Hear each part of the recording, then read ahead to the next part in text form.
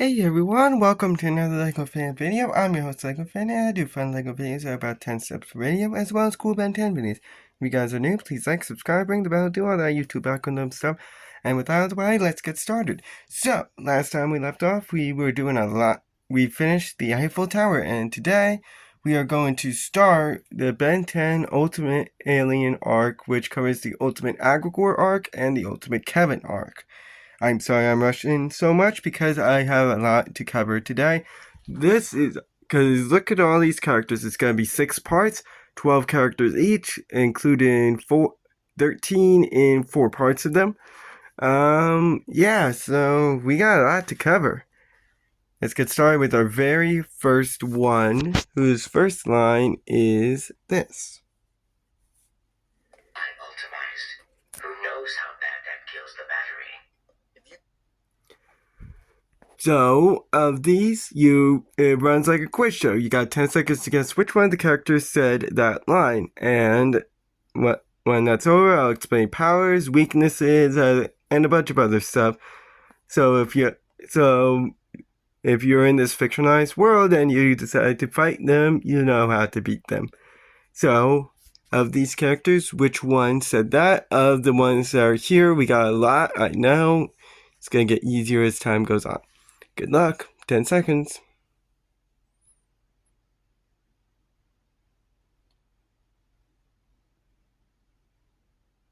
So this was one of the few Ultimized characters that did not appear in the very first season.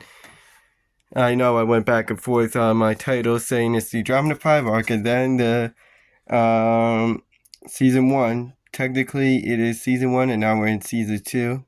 So the character that I am referring to is the character of Ultimate Echo, or as Kevin liked to joke around, Ultimate Echo, which is this one right here. He is what's called an evolved Sonorosian, first appearing in Map of Infinity, which is where you heard that line, in which he was the main alien in the episode used in the temple that was in the episode, helping the gang get through all the traps in the temple before they came to the end. Then he switched to forms to help Kevin lift the door and reach the last part of the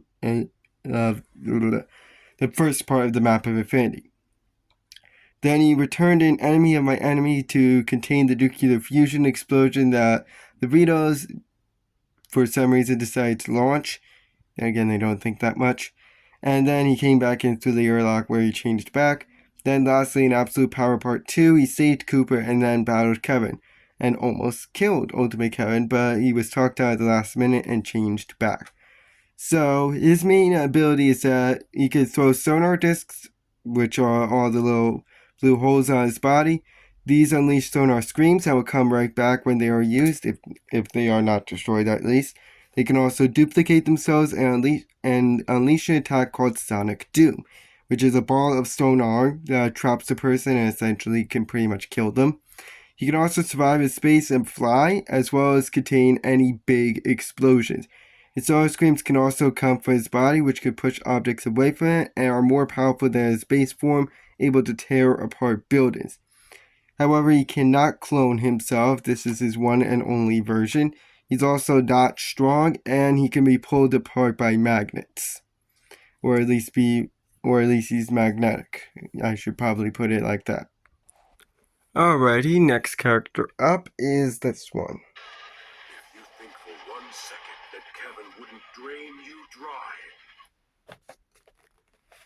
So, of these characters, which one said that? 10 seconds, good luck. Yes, I'm showing every single character.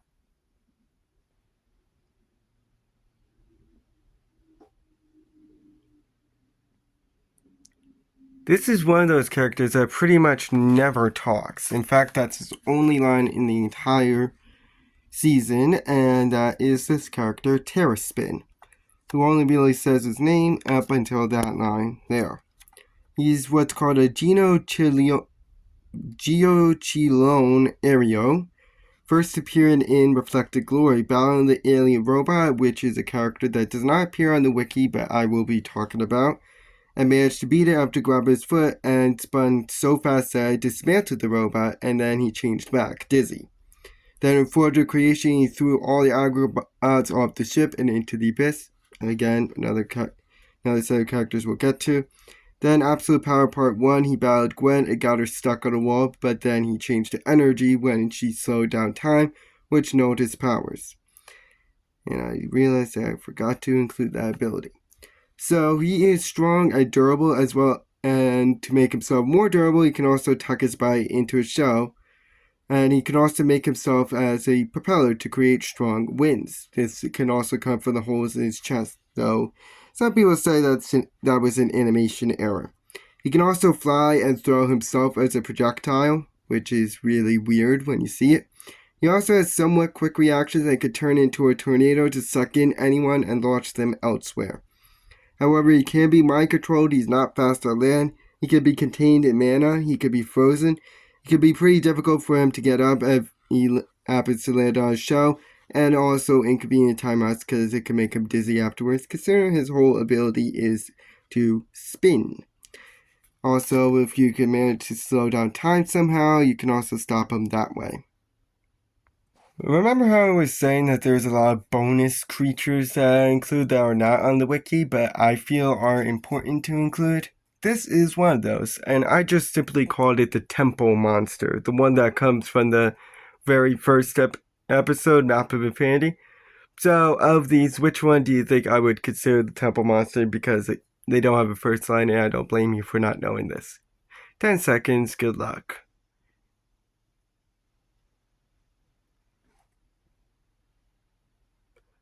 You could probably deduce based on all these creatures, because most of them do have names, save for two of them, and ironically, I actually put the two right next to each other. This one and this one. This is the one that I'm talking about here. I was debating whether or not to include it, but since Ben battled it in the episode, I might as well. So this is what I'm calling the Temple Monster. It's unknown what its species is and only appeared in Map of Infinity, one of the many obstacles that they encountered in the temple that guarded the Map of Infinity piece. But this monster was quickly knocked out by the combined effort of the gang, and they moved on. It was like a quick 30-second fight, but considering the fact that it did at least have somewhat of an important part in the episode, I decided to include it. I only really include characters that actually been in fights or are at least somewhat important to the overall story, or just the story that's being played out in the episode itself. And if it's on the border, I might look on the wiki and see if it actually is on the wiki, as in the case with one of them that we'll get to sometime. So it has both fire and ice breath, which mimics the planet of McDilty. If you don't get the reference, look it up. So fire clearly comes from its right head. Of course, we're looking at it from a mirror perspective, so technically it's its right head, and ice comes from the left head. And both heads work individually, sort of look at it like a sibling relationship. However, it can be easily knocked out, and its ice can be nulled by sonar sounds, and it's weak to sonar sounds in general. Alrighty, next character up here is the more complicated character in the Ben 10 universe, and that's this one. Well, it's not like I had a choice. So, which character do you think said that line? 10 seconds, good luck.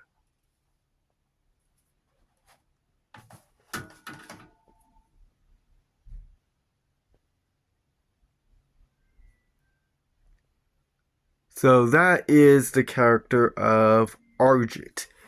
And he is somewhere on here. Right up here.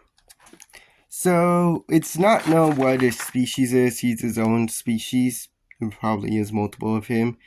And only appeared in the episode Enemy of My Enemy, who was hired by Pavrito, a character we'll get to, in order to fix the test scores of his sons, Octagon and Rhomboid Vito, so that way they could pass as plumbers, all the while he was hunted by Ultimate Kevin. He actually managed to succeed in changing the test scores, but after the big fight that was at the end of the episode, he was locked up in the academy by Ritos. So he is a very tricky sort of person. He has a wide arsenal of guns like a laser gun, and he can shoot pretty accurately. He also is one of those that deals in the criminal underbelly, so he clearly knows that. He also has an on-again, off-again friendship with Kevin. More off-again now. He also has a watch that can communicate with others, as well as know an alien tech gear and how much it might be worth. He also has a sharp tongue, in other words, he's a pretty good liar. He's also very agile and can hack computers pretty well. And like other opossums, he can actually stop his pulse and play dead if he feels he needs to. But his main ability that most people know him for is the fact that he could shoot needles out of his. So he could shoot these needles out of him. This can paralyze or knock out a person and are strong enough to actually get stuck on cement. He's also pretty durable and smart. He can also climb vertically, a great scam artist too. He is also pretty quick and can run on all fours. He can drive pretty well and travel to other worlds via a transport ship. But he's very greedy, and due to his sharp tongue, he's also very untrustworthy. He can also be hurt by his own needles, and if you somehow manage to glue all his needles onto him, they will no longer be able to be used. Next character up is another one that only makes really one appearance, and that's this one. Sure. Remember the time Wildvine did this? Kind of a pointless line, but whatever. So, which character is that? 10 seconds, good luck.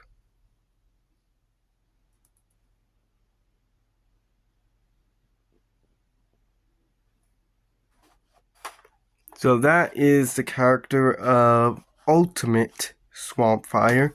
Covering a lot of ultimates today. And that is what he looks like. He's an evolved Methanosian, only appearing in the episode Further Creation, trying to battle Aggregor, but only managed to slow him down with his vines, and then he was forcibly changed back because he was electrocuted so badly. So his fire attacks are now way more powerful. He can also blast off this explosion and this also works underwater, and they can also melt through cement. He also has smoke flash bombs that he can throw, which can also turn into regular bombs if need be. He can also breathe underwater to a certain degree, as well as grow vines on his body, and throw seeds that could cause vines to grow. Remember, he's a mixture of swampfire and he's kind of like a mixture of wildvine and heat blast turned up to 11. But his main weakness that we only have so far is the fact that he can be electrocuted.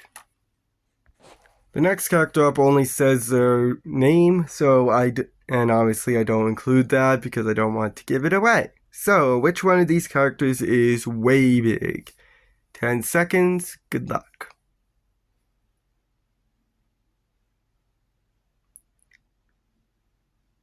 You may notice that we have a lot of creatures rather than like actual characters.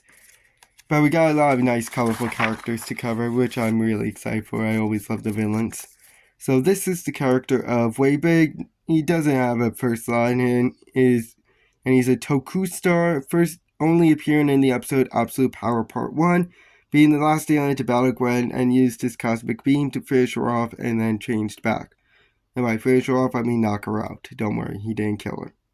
So he is huge, hence his name. And if he is in a small spot, he can grow to his big size. He's also very durable and very strong and can fire a laser by crossing his arms, since he is considered a knockoff of the character Ultraman. And you won't see that unless you actually know who Ultraman is. For any Japanese fans out there, I'm pretty sure, just look up Ultraman if you don't know who he is. No, I don't know who he is, or at least I'm not familiar with him. He's also able to toss people into space, being one of the few aliens that actually can, and his claws are sharp, though that might be due to the fact that he's very big. He can also fight fairly well, but with as many powers as he has just as many weaknesses. His size can make him a very big target, and he can often be unaware of his own strength, and with his size he also has to be careful not to squish any of his friends. And hitting the frill on the top of his head, if you manage to actually get up there, can actually make him go immobile. He's also weak to electricity and is not very fast, and tends to cause more harm than good to any surroundings. So I picture him like a big kaiju. He has all those big powers, but at the same time, it's like, we did it, we saved the city, and the city is pretty much on fire. Next character up has their first line of this. Heard enough. Come on. So, which one of these characters said that line? 10 seconds, good luck.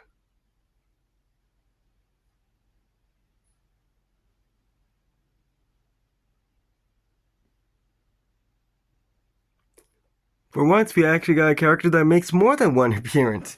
He makes 2 appearances. And that's this one right here.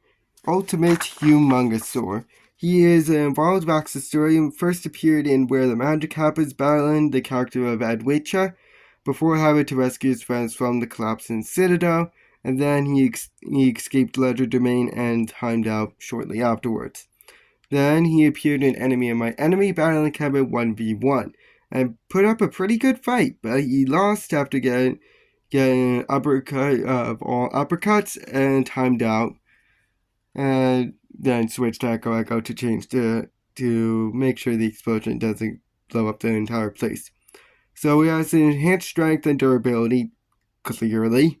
It also has a super jump and a super smash. It's also a pretty good fighter and can use his tail as a whip, which clearly is stronger considering the fact that it's a mace.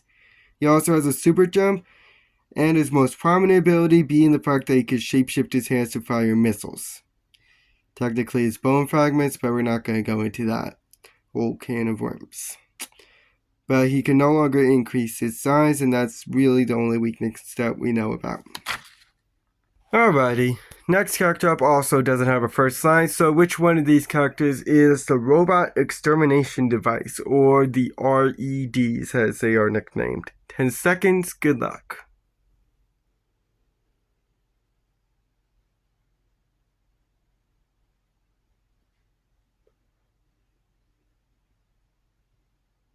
So that would be this one right here.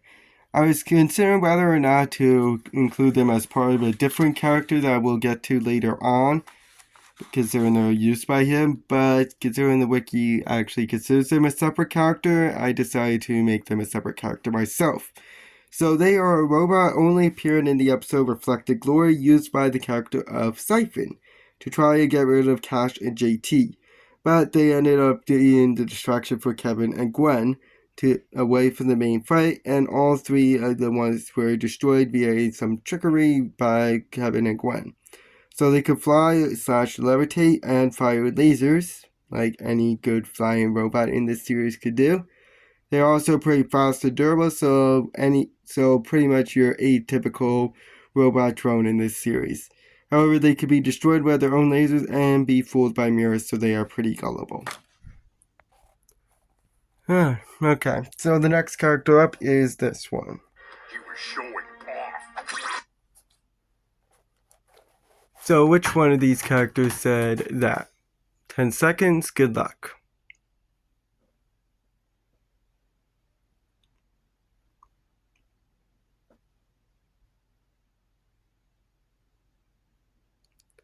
I just realized how many of Ben 10's characters actually sound exactly the same.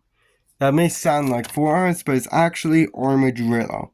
A Talpadan first appeared in Reflected Glory to stop the Forever Knights from getting their hands on foreign objects, and managed to knock them all out with the help of Gwen and Kevin.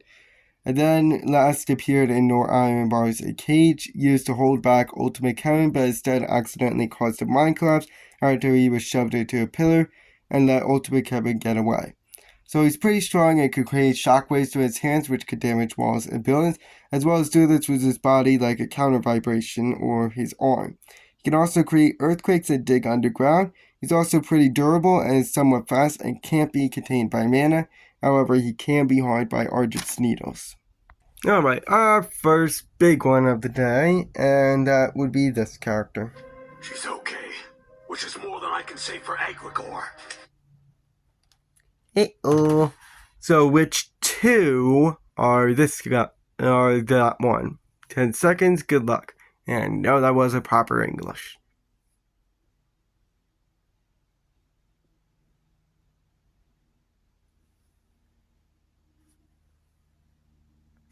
Alright, so that would be this one right down here, and this one right up here.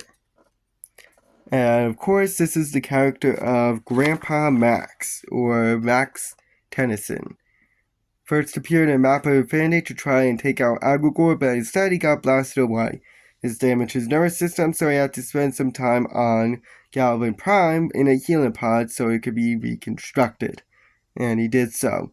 And appeared it said Healing Pod in Absolute Power Part 1, talking to both Ben and Gwen about the decision to kill Kevin, and reasoned with both of them, saying it's a good idea, but it may not be the Ben way, as he called it. And then in Part 2, he was fully healed and battled Ultimate Kevin, giving him a pretty good fight, but he was knocked out, so Ben had to take over for him. Though, first came the random Harvey Hackett scene. So he's a pretty good hacker and has knowledge about the aliens and the Omnitrix, as well as a good spy, as in spy skills. He's also the wisdom giver for Ben, tended to give him good advice, and is somewhat strong and durable, a little bit higher than usual for his age. He also has knowledge of medicine as well as access to plumber bases, as well as a plumber suit equipped with every single gadget. This also enables him to fly and has high authority in the plumbers. Later in Omniverse, he will actually become a Magister, which is the highest rank you can get. He also knows of other worlds and how to operate alien ships, and can operate the Replica remotely, as well as any defenses that might have, like lasers. He also has spy cubes that can watch certain events, a laser gun, knowledge of ancient legends, can fly a helicopter and a car, knowledge on the Novoid. He has survival skills so he can live on the land. He's also agile and fast, can pilot a spaceship, operate and fix a jetpack, a good mechanic as a holographic projector, a good fighter, a great leader, can control no guardians if need be, as well as a plumber badge, and is indicated that he can spy on people by them. But he's old as I spies he used to and can be easily annoyed by Ben and Gwen's constant bickering, and when he has him decked to be often stays dead set and not care about anyone or anything else. He can also get sidetracked pretty easily and is pretty gullible, and due to his playing years he's also recognizable as space, both villains and hero-wise. And he could be mind controlled by the hybrid, which is I'm still going to put in because technically that seed's never been removed, and he can also be judgmental at times. He's the one that I was wondering if I should include or not. So which one of these characters is the Pissicus kraken? 10 seconds, good luck. No, it doesn't have a first line before you even ask.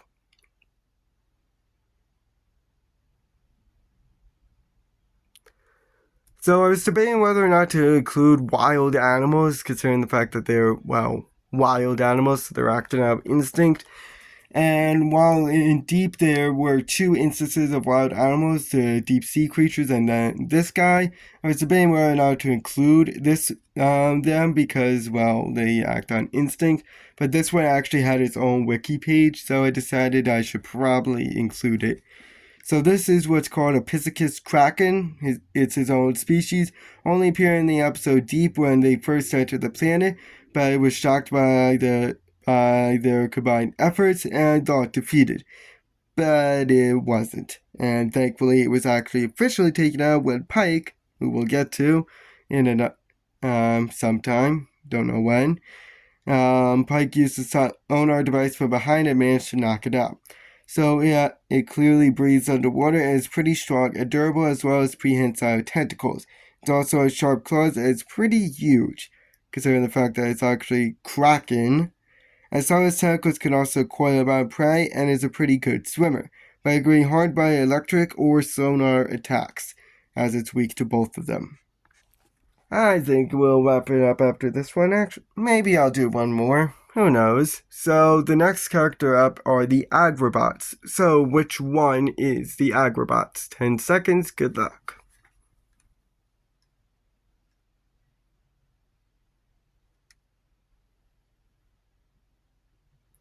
I breezed by a lot of characters today, but the aggregbots are some of the more interesting characters, and they are right here. So they are an alien robot species. They are alien robots, first only appearing in Forger Creation, attacking the Bucket 3 while they're traveling to the Forger Creation. I managed to wedge it in the chronosapial time barrier, as they called it in the series, or something similar to that nature. I managed to wedge it in there, but all of them were tossed out of the ship to God knows where. Frankly, I don't even want to know where the hell they ended up, because, well, when you're traveling to the foot of creation, which is at the edge of the which is beyond the universe, and then you get tossed out of the ship, where would you end up? I'm just wondering. And they are in the chronosapial time barrier, which essentially is like the time, like an in-between spot.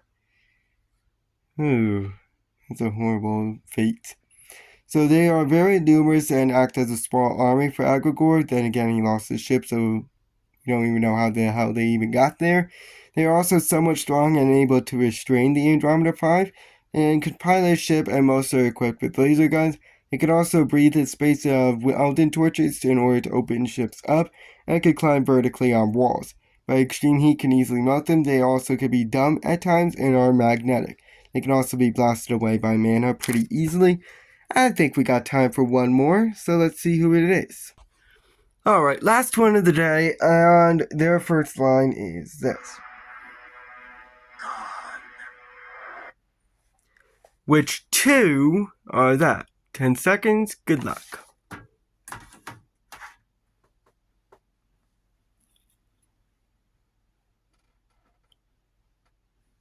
So that is the character of Ultimate Big Chill, which is here and here. Its cloaked and uncloaked form. He is involved in Necrophrygian, first only appeared in the episode Deep, finishing off the guards that were actually chasing him, and realized that Aggregor managed to escape him yet again, and returned to the gang to change the goop in order to save the planet. So he can fire plasma beams from his mouth, which can insta-freeze any opponents that it hits, described as fire so cold that it burns, which makes no sense, but whatever. This is a fantasy show. He can also fire these from his hands if need be. He can create a fire tornado as well in order to freeze any opponents and create a wall of fire ice. He can also make it snow and go intangible, which could freeze opponents if they pass through him. As of right now, there are still no weaknesses that we can note on Ultimate Big Chill. I'd like to thank you guys for watching, and we'll continue this in the next part. So long.